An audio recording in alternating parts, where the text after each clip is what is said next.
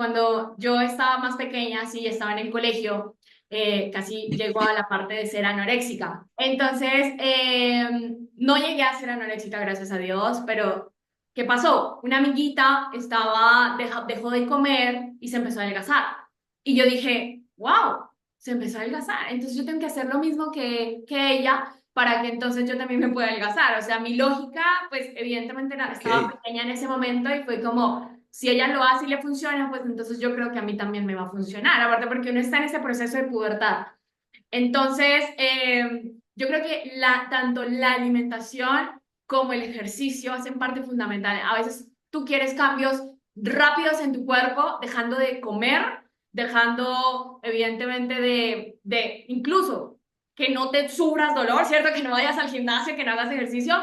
Y entonces muchos ok, sí. cometen este error y es por falta de información también. O sea, en mi caso particular era como, yo era pequeña y en ese momento yo no sabía que, pues yo decía, bueno, si ella es caso así, entonces funciona y hay que hacerlo como ella lo está haciendo.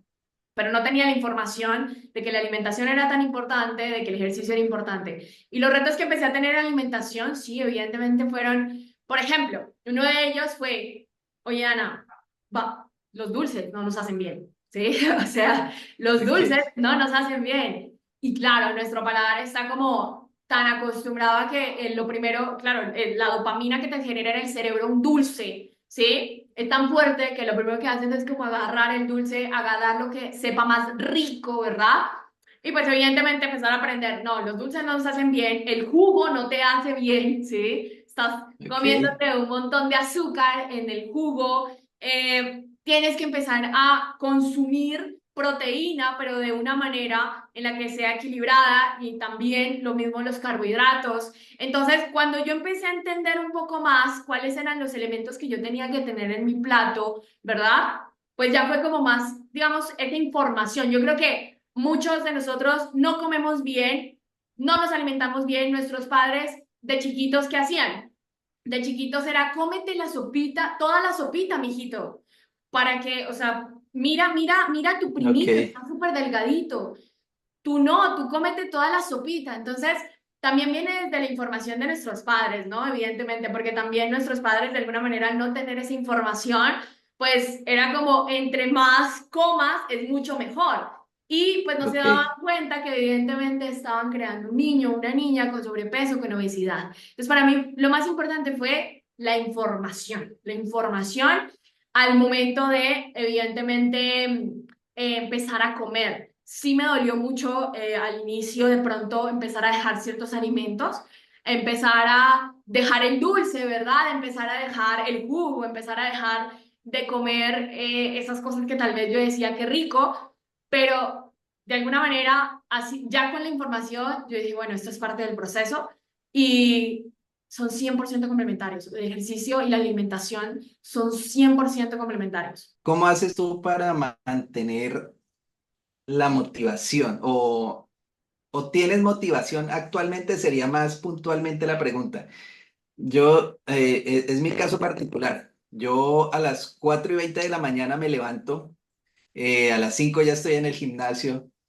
Y si tú me preguntas cómo haces para mantener la motivación, es que yo no estoy motivado. A mí no me encanta levantarme a las 4 de la mañana para irme a hacer ejercicio, pero se adquiere un hábito y se propone uno tener disciplina y eso es lo que me levanta de la cama todas las mañanas. Entonces, la pregunta es, bueno, ¿cómo haces para tener esa motivación? Y si no la tienes, como es el caso mío, ¿cuáles son esas técnicas que tú utilizas para decir, no, si es que tengo que hacerlo y lo voy a hacer? Bueno, yo la verdad no creo que exista como tal lo que tú dices, una motivación, ¿sí? Para levantarte, hacer esto y demás, porque de hecho ahorita que dices que te levantas a esa hora, yo me levanto a las 5 de la mañana y lo mismo, así como en el gimnasio, así como cuando quería iniciar y demás, cuando empecé a levantarme a las 5 de la mañana también, sí, evidentemente me empezó a costar muchísimo y por supuesto también tuve ese dolor de ese combate entre dos Ana, porque yo les decía a través de historias, les decía, es que era como si había una Ana y otra Ana, y la una le decía cosas a la otra de, oye, vete a dormir, oye, tal cosa, oye, tal otra, y la otra le decía, no, vamos, que si podemos, vamos, que nos levantamos. Entonces, yo más que creo que existe una motivación, es lo que tú dices, es generar el hábito, ¿sí? Es crear ese hábito que sea, o sea, lo que decíamos hace un momento, ¿no? O sea que sea algo que te guste o no te guste, pues evidentemente tú sabes que te va a hacer una mejor persona, ¿sí? Entonces radica todo desde ahí, desde, ok, ¿cuál es ese hábito que sé que me va a convertir en una mejor versión de mí, que sé que me va a convertir y que evidentemente voy a estar orgulloso, orgullosa a largo plazo y que no he querido iniciar? Entonces, yo les digo a mis estudiantes, por ejemplo, listo, tú quieres comenzar a leer, entonces inicia por una página al día. Tú quieres iniciar a hacer ejercicio, entonces ve y simplemente el primer día inscríbete, el segundo día simplemente ve y haz unas sentadillas.